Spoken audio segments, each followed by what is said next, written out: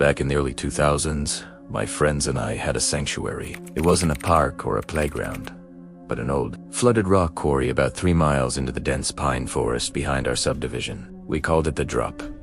It was dangerous, strictly off-limits, and fenced off with rusty barbed wire that we had cut a hole through years ago. That danger was exactly why we loved it.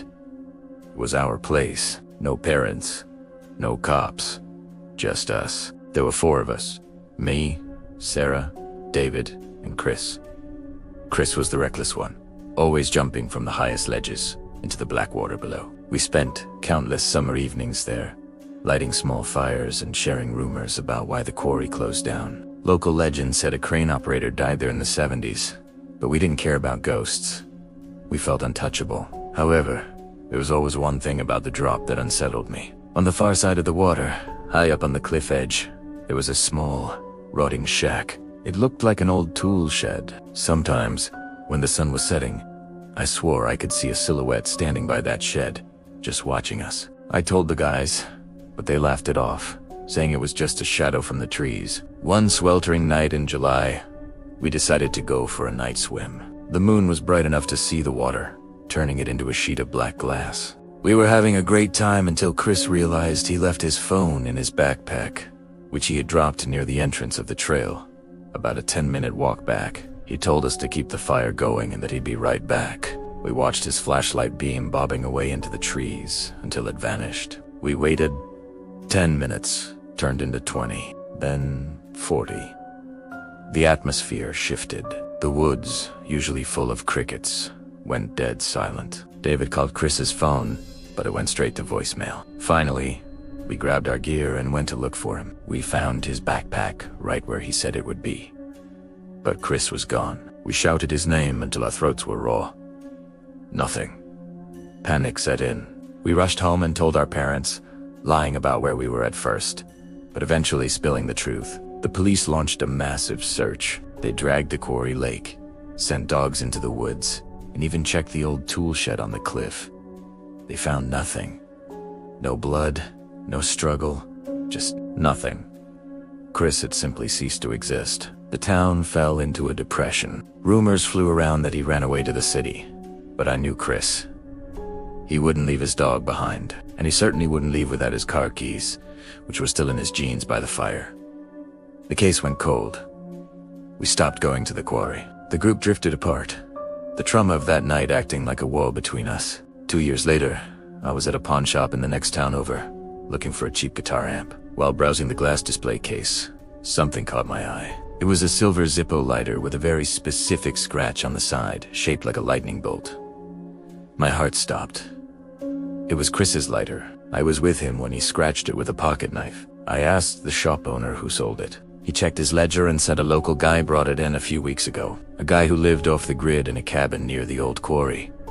I felt like I was going to vomit. I went to the police immediately.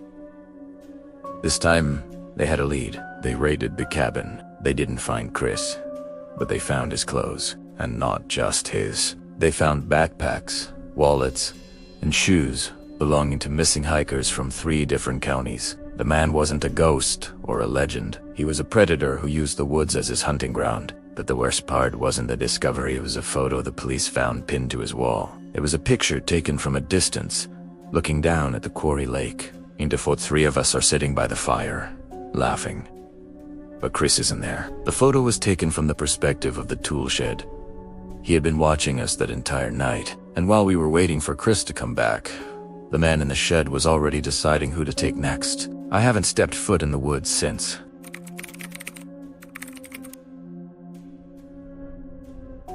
Last autumn, my 2 roommates and I decided to take a road trip out to the Mojave Desert. We were film students, and we wanted to shoot some time-lapse footage of the Milky Way without any light pollution. We packed my SUV with camera gear and camping supplies and drove 4 hours away from civilization. We found a spot off an unmarked dirt road, miles from the nearest highway. It was perfect. Absolute silence and a sky full of stars. We set up camp around 10 p.m. The vibe was great at first. We were drinking beers and setting up tripods, but around midnight, the mood changed. My friend Alex pointed out towards the horizon. "Is that a drone?"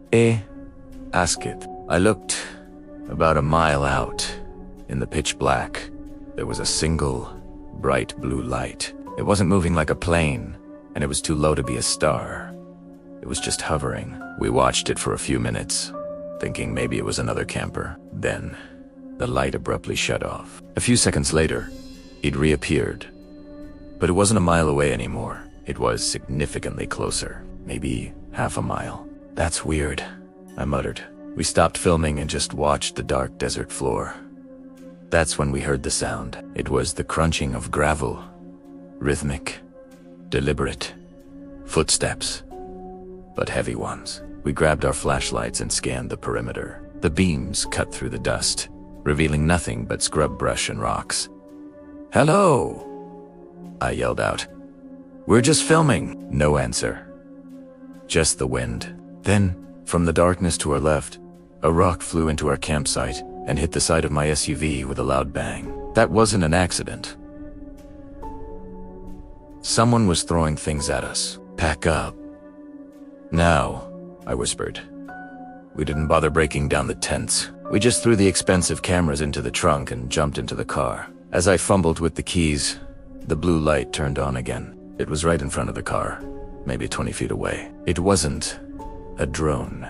It was a high-powered flashlight held by a man standing completely still. He was wearing a dark hoodie, and his face was covered by a plastic mask. Behind him, two other figures stepped out of the shadows. They were holding what looked like tire irons. I slammed the car into reverse, kicking up a cloud of dust. The man with the light didn't move. He just trained the beam on my eyes, trying to blind me. I spun the wheel and floored it back towards the dirt road. I sped away, bouncing violently over the uneven terrain. I looked in the rearview mirror. A pair of headlights flicked on behind us. They had a vehicle hidden in a ravine nearby.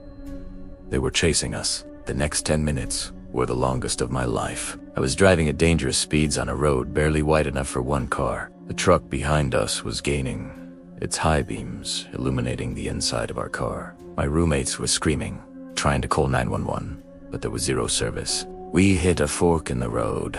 I remembered from the map that left led to a dead-end canyon, and right went back to the highway. I swerved right, nearly flipping the SUV. The truck behind us hesitated. It looked like they missed the turn. They skid to a halt and reversed, but that mistake gave us the gap we needed. We hit the paved highway, doing 90. I didn't stop until we reached a gas station 40 miles away. We told the attendant, and he just shook his head. He told us that drug runners often use that part of the desert for drops, and they don't like witnesses. I checked the car later that night under the gas station lights. There was a dent in the door from the rock, but there was something else. Someone had slashed my rear tire. It was a slow leak. If they had chased us for 5 more minutes, the tire would have blown, and we would have been stranded out there with them. We never went back for the tents.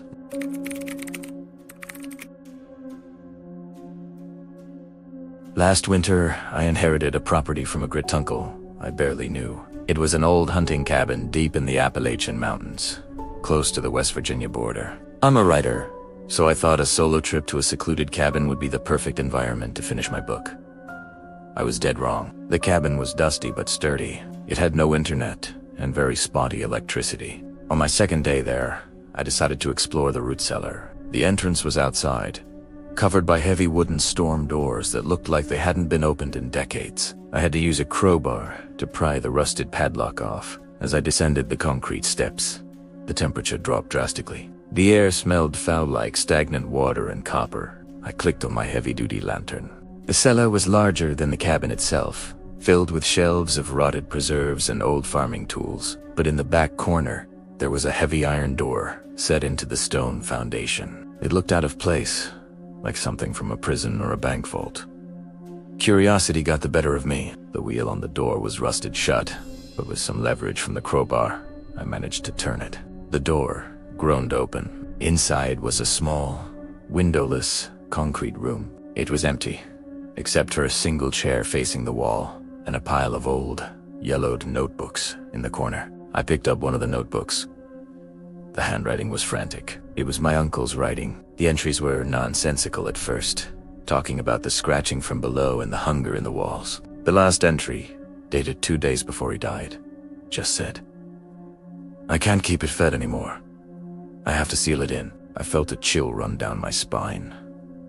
I turned to leave, but then I heard it. A sound coming from under the concrete floor of that small room. It was a scraping sound. Slow, heavy, like huge claws dragging against stone. Then a sniff, a loud, wet inhalation right beneath my feet. The smell of copper intensified, making me gag. Suddenly, the concrete floor beneath the chair cracked. A hairline fracture appeared, and dust puffed up. Something was trying to break through from underneath. Panic took over. I sprinted out of the room, slammed the iron door, and spun the wheel as hard as I could. I ran up the stairs, locked the storm doors, and threw the crowbar into the woods. I didn't even pack my bags. I got in my truck and drove 6 hours straight back to the city. I tried to rationalize it. Maybe it was a sinkhole. Maybe it was a bear in a cave system below. I put the property up for sale immediately. I didn't care about the money. I just wanted to be rid of it. A month later, the real estate agent called me. She sounded shaken. She told me that when she went to show the property to a prospective buyer, she found the storm doors to the cellar torn off their hinges. Not unlocked, torn off. The wood was splintered outward. She went down to check the damage. She said the heavy iron door inside was wide open, but the terrifying part was the damage to the iron door. It wasn't pried open from the outside. The metal was bent outward. Whatever was inside that room, it hadn't been let out. It had broken out. And based on the muddy tracks leading into the woods, it was big, and it was gone. I still check my locks 3 times every night.